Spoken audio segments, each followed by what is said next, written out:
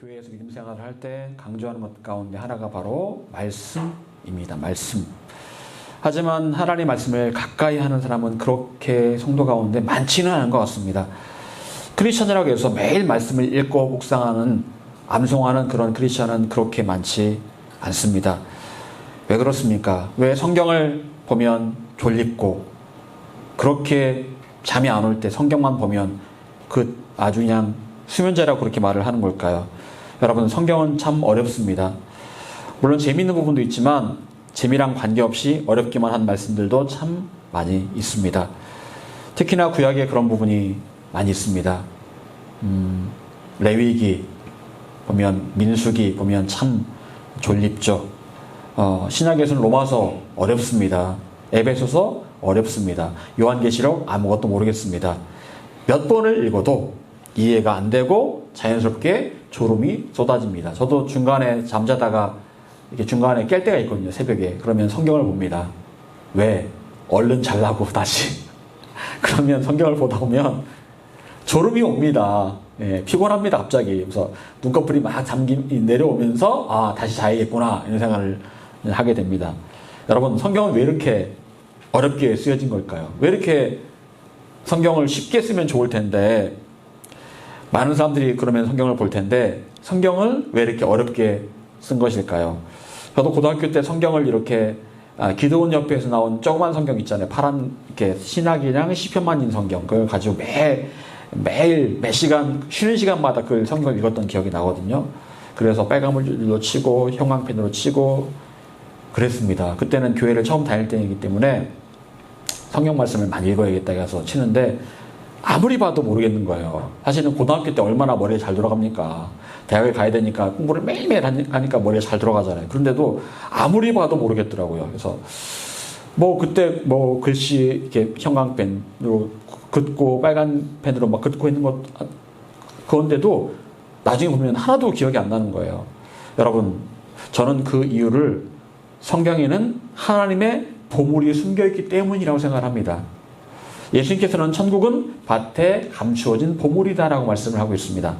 보물은 보물인데 밭에 감추어져 있다라고 말씀합니다. 드러나 있으면 좋잖아요. 그런데 밭에 감추어져 있다라고 말씀하십니다. 누구나 쉽게 보물을 발견할 수 없게 하셨고 보물을 얻기 위해서는 특별한 노력이 필요함을 말씀하고 있는 겁니다. 밭에 보물이 감추어진 줄 알면 자기의 모든 것을 다 팔아서 그 밭을 산다라고 말씀하고 있습니다. 즉, 보물의 가치를 아는 사람만이 보물을 얻을 수 있다는 거예요. 천국의 가치를 아는 사람만이 천국을 얻을 자격이 있다는 겁니다. 그런 점에 생각한다면 여러분은 대단히 선택받은 그런 사람이라고 말할 수가 있습니다. 여러분, 지구의 핵에는요 엄청나게 많은 금이 있답니다. 우리 지구 밑에 있잖아요. 핵. 엄청나게 많은 금이 있답니다.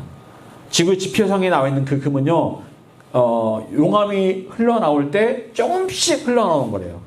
아주 적은 양이 흘러나온 거고, 지구 이 밑에는 엄청나게 많은 금이 있답니다.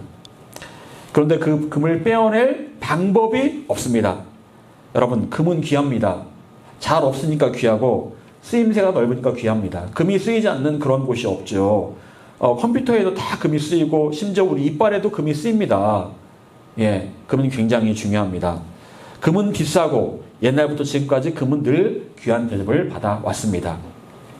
여러분, 금값이 요즘 천정부지로 뛰고 있죠. 여러분, 그런데 사실 금보다 더 귀한 것들은 세상에 참 많이 있습니다.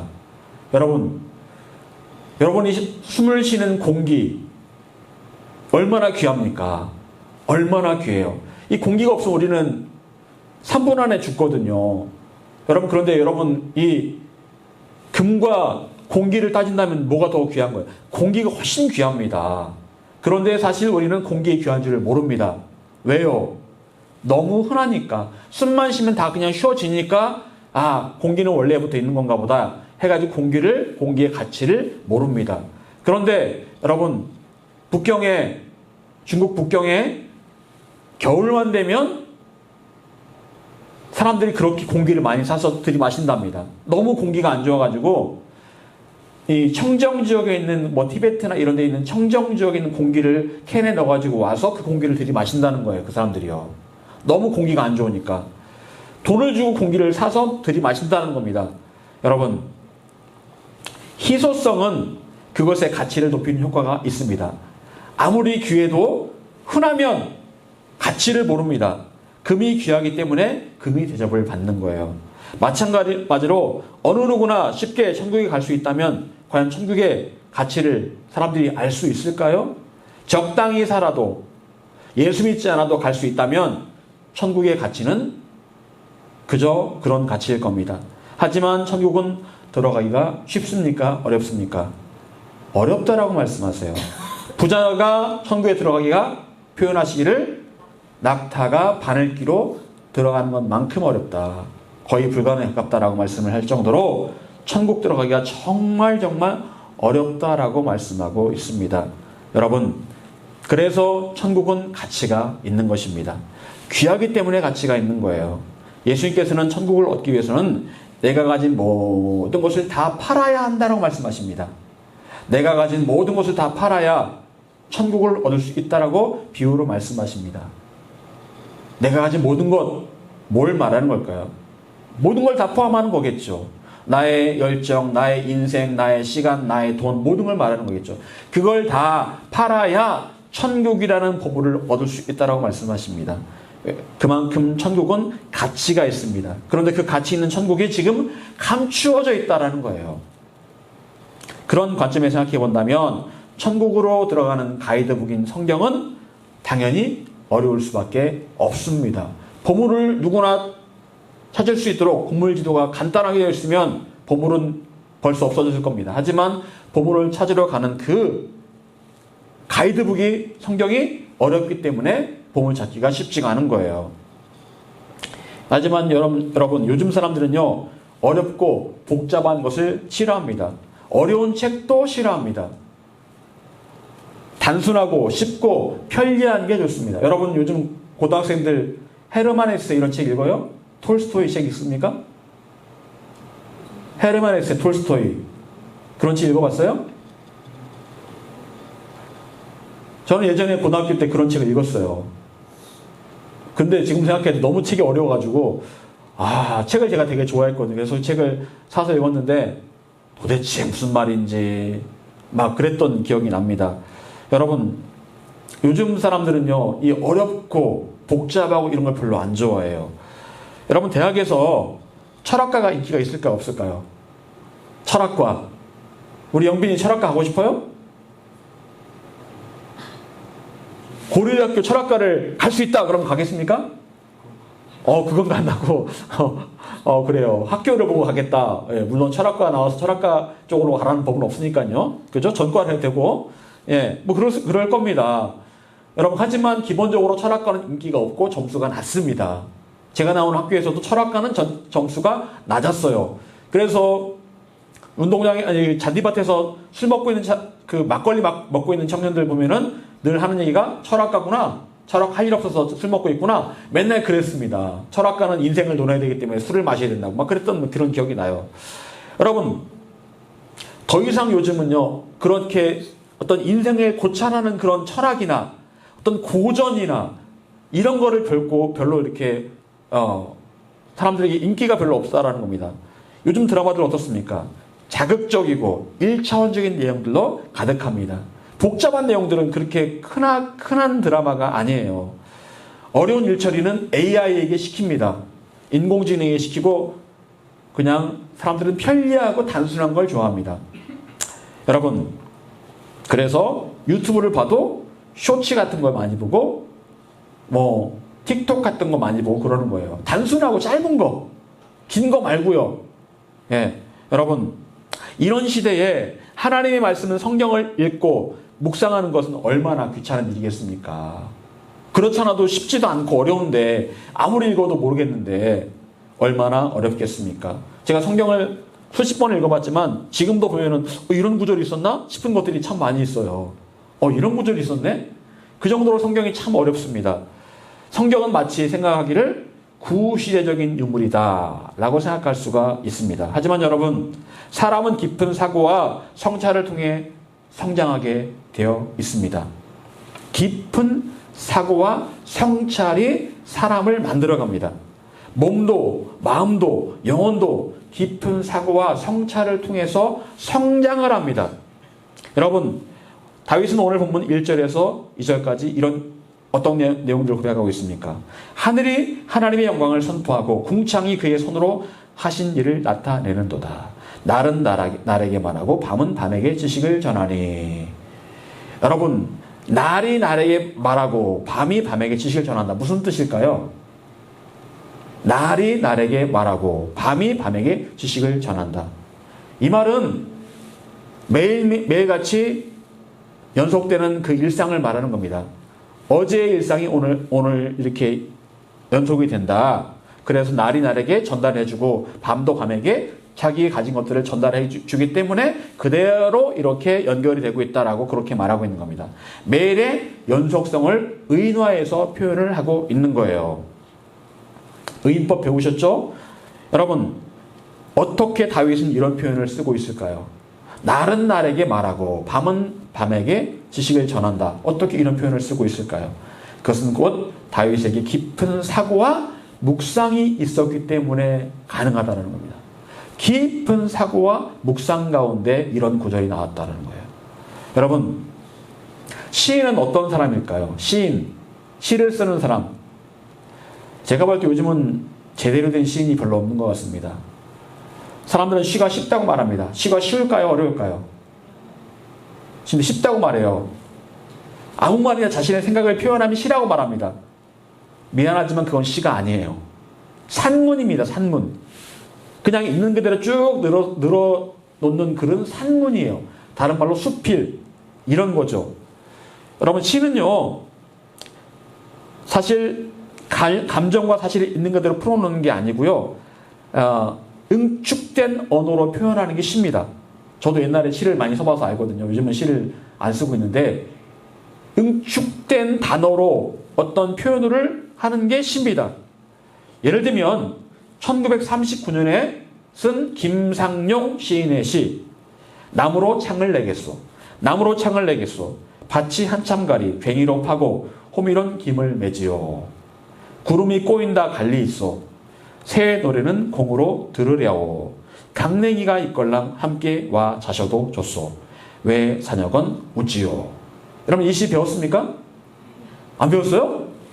세상에 이렇게 좋은 시를 저는 중학교 때 배운 것 같아요. 아, 요즘 이 시를 요즘 안 배우는 거. 시를 배우긴 배우죠. 아, 이 시를 안 배웠구나. 1939년도에 김상용 시인이 쓴 시입니다. 남으로 창을 내겠소. 여러분, 왜 남쪽으로 창을 내겠다는 거예요? 네? 왜 남쪽으로 창을 내겠다는 겁니까? 우리나라는 어느 쪽을 좋아해요? 남쪽을 좋아합니다. 남쪽을 좋아하는 이유가 햇빛이 잘 들어오기 때문에, 겨울에는 따뜻하기 때문에 남쪽으로 창을 내는 걸 좋아합니다. 그걸 말하고 있는 거예요. 따뜻한 남쪽으로 창을 내겠소. 여러분, 또 그런 시가 있습니다. 산 너머 남쪽에는, 갑자기 생각이 안 나네. 예? 누가 살기에, 예, 맞아요. 남촌에 누가 살기. 그래서 제가 그 시를 옛날에 어렸을 때 그 시를 들으면서 정말 저 산 너머에 누가 살고 있을까? 그런 고민을 되게 많이 했었어요. 산 너머 한번 넘어가 볼까? 그 동네를 가본 적이 없거든요. 그래서 제가 산을 한번 넘어가 볼까? 저게 정말 누가 살고 있을까? 그런 생각을 진짜 많이 했었습니다. 옛날에는 제가 이 약간 N 기질이 있어가지고 상상력이 좀 풍부했었거든요. 근데 어느 순간 제가 S로 바뀌었어요. 옛날에 상상을 진짜 많이 했어요. 그래서 막 가면서, 차 타고 가면서, 갑자기 어떤 슈퍼맨이 나와가지고 슈퍼맨이 막 이렇게 같이 저를 따라가면서 막 그 산을 넘어가는 막 그런 막 상상도 하고 되게 많이 했었거든요. 근데 요즘은 상상력이 없었어요. 큰일입니다. 큰일, 진짜. 어쨌거나, 여러분, 이 시 한 구절에 엄청나게 많은 그 내용이 내포가 되어 있습니다. 내가 정말 전원 생활을 살고 싶다라는 그런 어떤 내용들이 있는 거죠. 시인의 엄청난 고뇌와 사색 가운데 응축된 감정과 그 내용을 시에 담아낸 겁니다. 여러분, 다윗은 깊은 사색과 묵상 그리고 응축되고 정제된 마음을 시편에 기록하고 있습니다. 여러분, 그것은 바로 다윗에게 지혜가 있었기 때문에 그래요. 여러분, 지혜가 있을 때에 말 한마디에 힘이 있는 것이고 말 한마디에 사상이 있는 것이고 말 한마디에 능력이 나타나는 겁니다. 그냥 내뱉는 그런 말 말고요. 지혜의 마음으로 말을 했을 때 그 말에 힘이 있는 거예요. 여러분, 다윗이 그 당시 대학을 나왔습니까? 대학 자체가 없었죠. 다윗은 그저 평범한 목동이었습니다. 그런데 다윗은 악기를 연주할 수 있었어요. 노래를 잘했습니다. 시를 잘 썼어요. 학문적 배움과 상관없는 지혜의 영이 다윗에게 있었습니다. 배운 것은 없지만 지혜가 있었다라는 거예요. 여러분, 그리고 다윗은 자신이 세상의 이치, 자연의 이치를 보면서 깨닫게 된 지혜의 근본에 대해서 7절에 자세하게 설명하고 있습니다. 우리 7절 같이 읽어보겠습니다. 시작. 여호와의 율법은 완전하여 영혼을 소성시키며 여호와의 증거는 확실하여 우둔한 자를 지혜롭게 하며 우둔한 자를 지혜롭게 하며. 여러분, 세상의 학문이나 경험에서 얻을 수 없는 자연의 이치에서 오는 지혜는 어디에서 올까요? 다윗은 지혜의 근원을 몇 가지로 나누어 설명하고 있습니다. 여호와의 율법, 여호와의 증거, 여호와의 교훈, 여호와의 계명, 여호와를 경외하는 도, 여호와의 법. 통상적으로 우리가 하나님 말씀이라고만 알고 있는데 다윗은 다양한 표현을 써서 하나님 말씀을 설명하고 있습니다. 율법, 증거, 교훈, 계명, 도, 법. 다 비슷한 것 같지만 다 내용이 다릅니다. 여러분, 다윗은 하나님 말씀의 다양한 면을 보았다라는 거예요. 그리고 다양한 면으로 역사하신 하나님의 말씀의 능력을 경험했기 때문에 이렇게 고백을 하고 있는 겁니다. 저는 아버지를 예전에 제가 어렸을 때 아버지는 무서운 아버지였습니다. 왜냐하면 제가 말썽을 많이 부렸거든요. 가서 옆집에 말씀드렸듯이 옆집에 볏집을 싸는 걸 다 제가 태워먹고, 그리고 다른 집에 과수원에 가서 서리하다가 들켜가지고 얻어맞고, 막 뭐 동생 저금통 털다가 또 걸려가지고 또 얻어맞고, 아버지 거기 이렇게 선반위에다 동전 올려놓으면 그거 몰래 훔쳐가다가 뭐 사먹고. 그러니까 아버지한테 맨날 맞았어요. 장남이니까 넌 장남은 그러면 안 된다고 해서. 하여튼 제가 지금 생각해도 너무너무 많이 맞았어요. 그래서 아버지는 정말 무섭다. 여러분, 어린이날에 아버지가 일 시키는 아버지는 저희 아버지밖에 없었습니다. 어린이날, 쉬는 날이야? 빨간 날이야? 밭에 나와 일해. 그랬습니다. 그래서 아버지 정말 미워했어요. 싫었고 아버지가 막 그랬습니다. 그런데 아버지가 연세가 들어서 이제 힘이 없어지시니까, 그리고 아버지가 그때 이제 그 당시에 이 뇌경색이 오셔가지고 몸이 약간 불편하셨거든요. 그러고 나서 아버지를 보니까 아버지가 너무너무 치근해 보이는 거예요. 너무너무 치근해 보였고, 아버지가 돌아가시기 한 달 전쯤인가 이제 추석에 갔는데 아버지가 농사를 지을 힘이 없으시니까 마늘을 장에서 사오셨더라고요. 깨끗한 마늘을 사오셔서 갖다 놓으신 거예요. 그래서 아버지 웬 마늘이 했더니 너희들 주려고 사가지고 왔다고. 주고는 싶은데 이게 농사를 못 지시니까 힘이 없으시니까 마늘을 사가지고 오셨더라고요. 그래서 그 마늘을 받아왔던 기억이 납니다. 그리고 나서 한 달 뒤에 아버지가 사고로 돌아가셨어요. 여러분, 그리고 제가 고등학교 때 백일장을 나갔는데 상을 탔어요. 상을 타가지고 갔는데 지금도 그 사진이 있는데 아버지가 저를 보시면서 저의 이렇게 어깨를 두드려 주시면서 환하게 웃는 그 사진이 있습니다. 그걸 보면 아버지가 정말 나를 사랑하셨구나라는 생각들을 하게 됩니다. 그 당시에는 몰랐어요. 옛날에는 몰랐습니다. 아버지가 정말 나를 사랑하시는 게 아니고 나를 정말 미워하시는구나. 나에게 정말 너무 엄하시는구나. 동생들한테는 안 그러는데 나한테 왜 그러실까? 그런 생각이 있었는데 아버지가 나이가 드시고 또 옛날에 그 사진을 보면서 아버지는 사실은 나를 정말 사랑하셨구나라는 것들을 제가 간접적으로 또한 직접적으로 알 수 있게 됩니다. 아버지는 한 분이셨지만 다양한 아버지의 모습을 세월이 지나면서 점점 경험하게 되었던 거예요. 여러분, 이와 마찬가지로 다윗은 경험적으로 다양한 하나님을 만날 수가 있었습니다. 하나님 말씀을 가까이 하다 보니까, 깊이 묵상하다 보니까 개인적으로 다양한 은혜를 경험하게 된 겁니다. 하나님 말씀이 이렇게 다양한 색깔로 그래서 표현할 수가 있었던 거예요. 여러분, 믿음은 경험적으로 얻어질 때 흔들리지 않는 굳건한 믿음이 됩니다. 부모가 자녀에게 물려주는 모태신앙은 부모의 믿음이지 자녀의 믿음은 아닙니다. 부모가 자녀를 목회자로 소원한다고 해서 자녀가 목회자가 되는 법은 없습니다. 사무엘은 유명한 선지자여 사사였습니다. 하지만 그의 아들들은 그렇지 못했습니다. 왜 그랬습니까? 어쩌면 사무엘의 아들들은 아버지를 보고 아버지를 배경으로 목회자가 돼야 되겠다라고 생각했을지 모르겠습니다. 아버지가 존경받으니까 우리도 목회자가 되면 당연히 존경받겠지. 하지만 그 아들들은 그러지 못했습니다. 결국 사무엘의 아들들은 하나님을 개인적으로 만나지 못했기 때문에 그렇게 타락한 인생을 살 수밖에 없었다라는 거예요. 여러분, 우리는 매일 내가 만나는 하나님을 경험한 나만의 간증이 있어야 됩니다. 매일 경험한 나만의 하나님, 누구도 모르는 나만의 하나님, 누군가 유명한 사람에게 들은 간증 말고요, 나의 간증이 있어야 됩니다. 하나님께서 오늘도 나에게 역사하신 간증, 하나님께서 오늘 나에게 말씀하신 간증이 있어야 합니다. 여러분, 말씀도 마찬가지입니다. 하나님 말씀도 여러분 자신에게 경험적으로 경험된 말씀이어야 합니다. 다른 누군가가 은혜 받은 말씀이 아니라 내가 경험한 하나님 말씀, 내가 변화된 하나님 말씀이 있어야 된다는 거예요.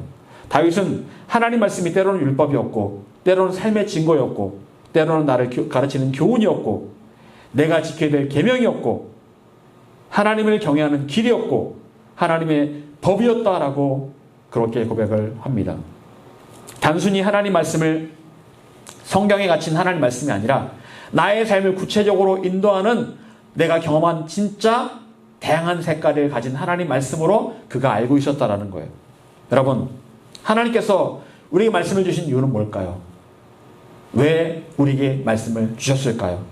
그것은 바로 우리의 삶을 구체적으로 인도하기를 원하시기 때문에 삶에 분명한 나침반을 주기 원하셔서 이 말씀을 주신 겁니다. 이 말씀에는 우리가 우리의 삶을 살아가는 데 필요한 모든 구체적인 능력과 길이 여기에 있다는 겁니다. 여러분, 그렇다면 다윗이 말씀을 통해 얻었던 그 유익이 무엇이었을까요? 우리가 말씀을 통해 얻을 수 있는 유익이 무엇일까요? 첫 번째, 말씀은 영혼을 소성케 합니다. 오늘 말씀대로 말씀은 우리의 영혼을 소성케 한다. 소성케 한다라는 말은 회복시킨다라는 말입니다. 여러분, 때로 우리의 영혼은 낙심합니다. 좌절합니다. 희망을 잃어버릴 때가 있습니다. 어제까지 희망이 가득했는데 오늘 아침 갑자기 낙심할 수 있습니다. 마귀는 어떻게 해서든지 우리 영혼에서 희망을 빼앗아 가려고 합니다. 그래서 때로 주위 사람들의 비방을 듣게 하고 상황을 어렵게 만듭니다. 그러면 나의 영혼은 낙심하고 절망 속에서 기도할 힘조차 잃어버릴 때가 있죠. 자, 그런데 하나님께서 그때 우리의 영혼을 다시 일으켜 세우시는 방법이 있습니다. 무엇입니까? 그것은 바로 하나님의 말씀을 보게 하시는 거예요. 여러분, 아무리 낙심돼도, 아무리 좌절했어도 우리가 잊지 않아야 될 것이 무엇일까요? 하나님의 말씀을 보는 거예요. 하나님 말씀 보는 걸 우리가 잊지 않아야 됩니다. 그러면 말씀을 묵상하다 보면 어느샌가 내 영혼이 새 힘을 얻게 되고 회복이 된다는 겁니다. 그래서 매일매일 말씀 보는 게 너무너무 중요합니다. 여러분, 나의 영혼을 일으켜 세우시고 살려주시는 분은 바로 하나님 외에는 아무도 없습니다. 사람의 말이 잠시 힘을 주는 것 같기는 합니다. 상담받으면 잠깐 힘을 주는 것 같기는 해요. 하지만 거기까지입니다. 근본적인 힘은 바로 하나님으로부터만 나오게 되어 있습니다.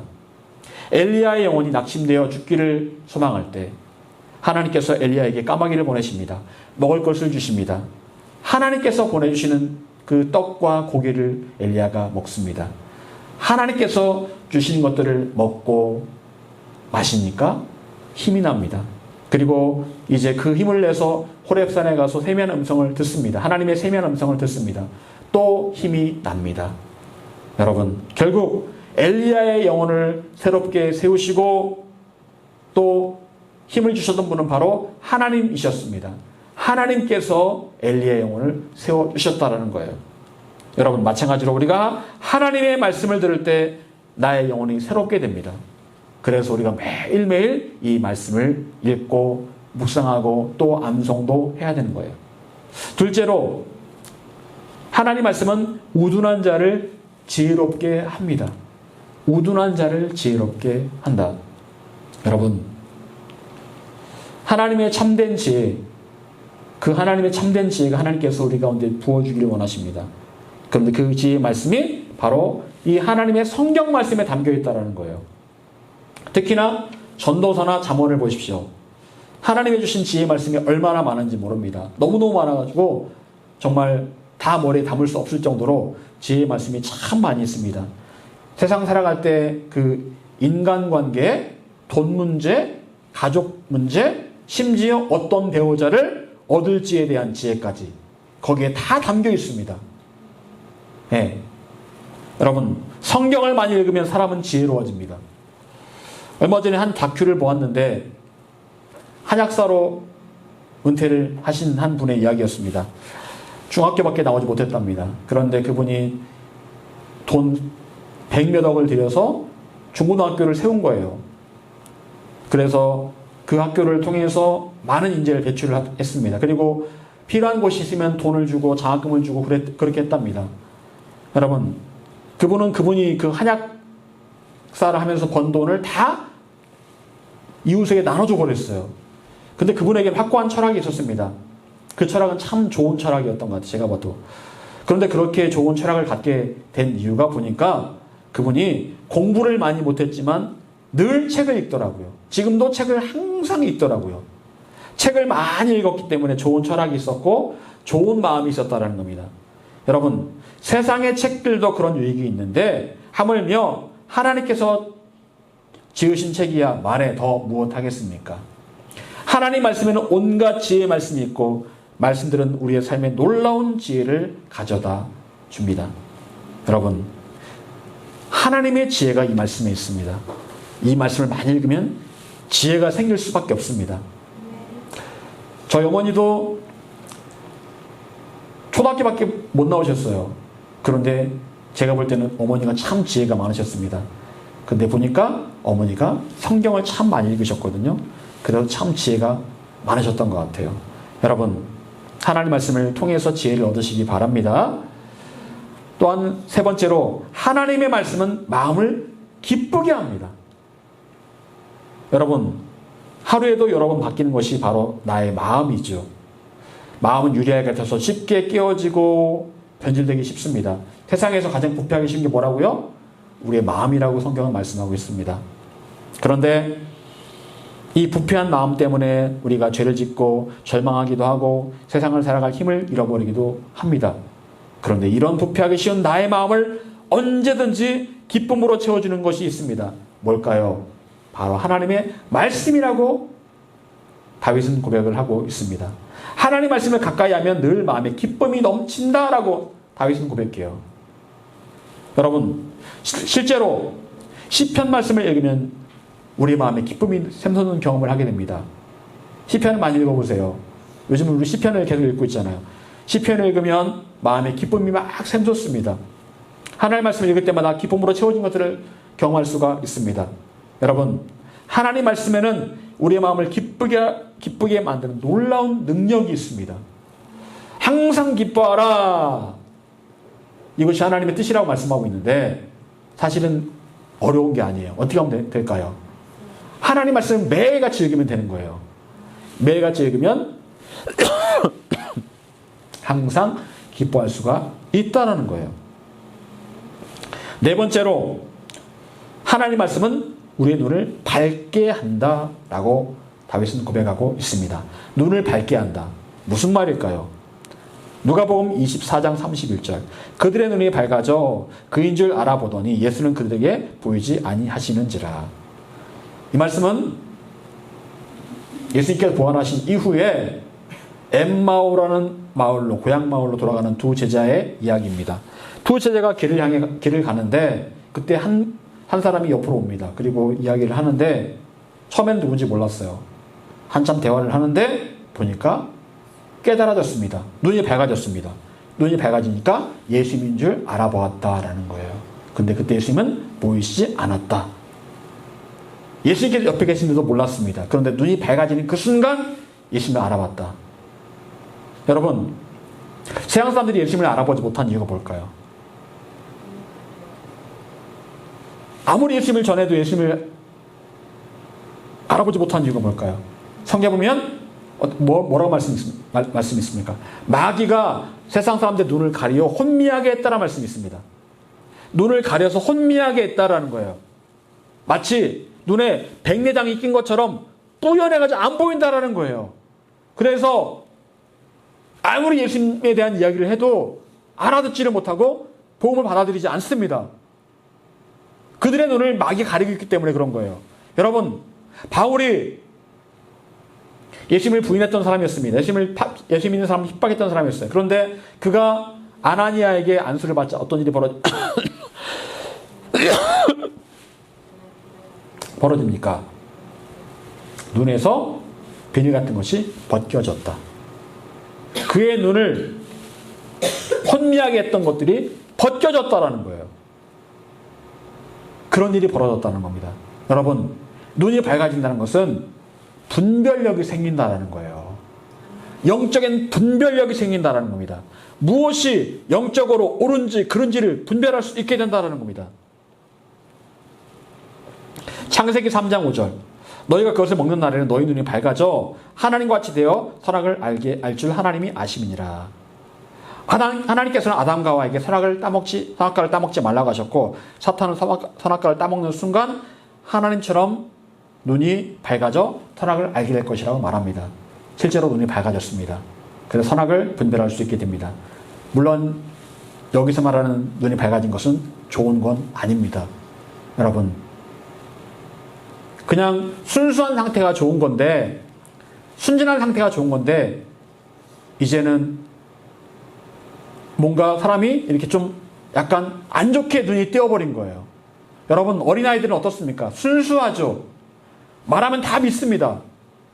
뭐든지 말하면 다 믿어요. 어린아이들은요. 근데 그 어린아이들이 나중에 나이를 먹으면 어떻게 될까요? 자라면서 점점점 순수함이 사라집니다. 안 믿어요. 안 믿어요. 머리가 커졌다라는 겁니다. 좋은 말로 말하면 눈이 밝아진 거지만 나쁜 말로 말하면 믿음이 사라진 거예요. 여러분, 우리에겐 여기서는 이런 경우는 사실은 순수한 믿음을 위해서는 사실은 선악과를 따먹으면 안 됐던 겁니다. 그런데 선악과를 따먹음으로 순수한 믿음이 사라져버린 거예요.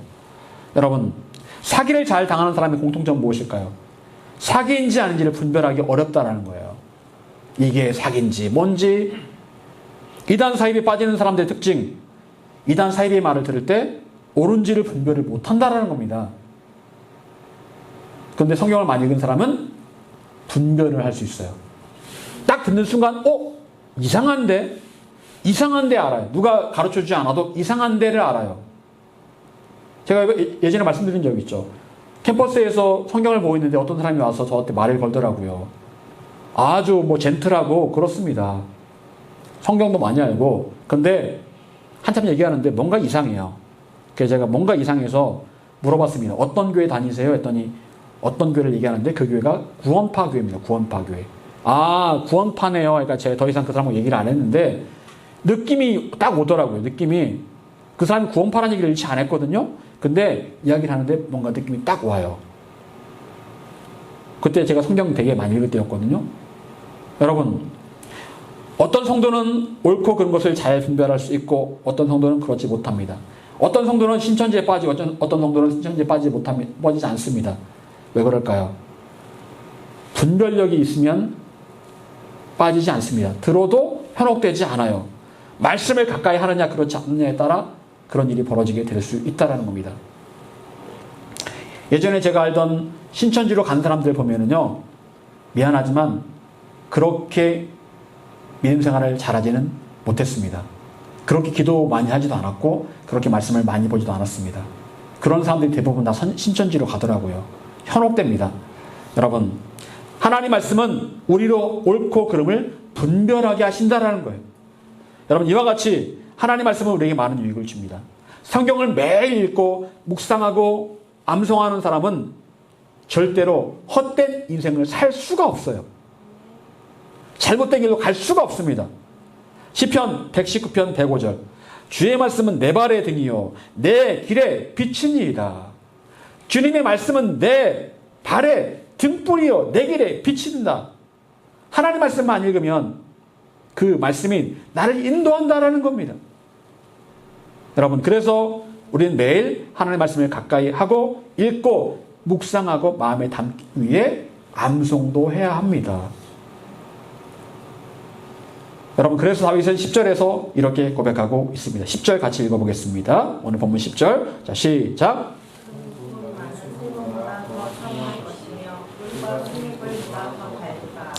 금, 곧 많은 순금보다 더 사모할 것이며 꿀과 송일꿀보다 더 달도다. 말씀을 무엇처럼 사모하라? 금처럼 사모해라. 여러분, 사람들 돈 싫어하는 사람 아무도 없습니다. 돈 다 좋아합니다. 돈 갖기를 소망해서 죽어라고 일하는 거 아니겠습니까? 돈이 필요하니까 돈을 벌려고 하는 거잖아요. 여러분, 그런데 그 돈을 사람들이 필요로 하듯이 그렇게 하나님 말씀을 순금처럼 그렇게 순금보다 더 사모하라고 말씀하고 있습니다. 여러분, 하나님 말씀이 내 안에 쌓여 있으면 그 사람이 진짜 부자예요. 돈이 많아야 부자가 아닙니다. 마음에 빛이 있고 지혜가 있고 기쁨이 있을 때 진짜 부자입니다. 그런데 말씀이 우리의 마음에 빛을 가져다 주고 지혜를 주고 기쁨을 줍니다. 그래서 말씀을 많이 읽고 묵상하고 마음에 담은 사람이 진짜 부자예요. 여러분, 하나님 말씀을 가까이 하면 진짜 부자가 됩니다.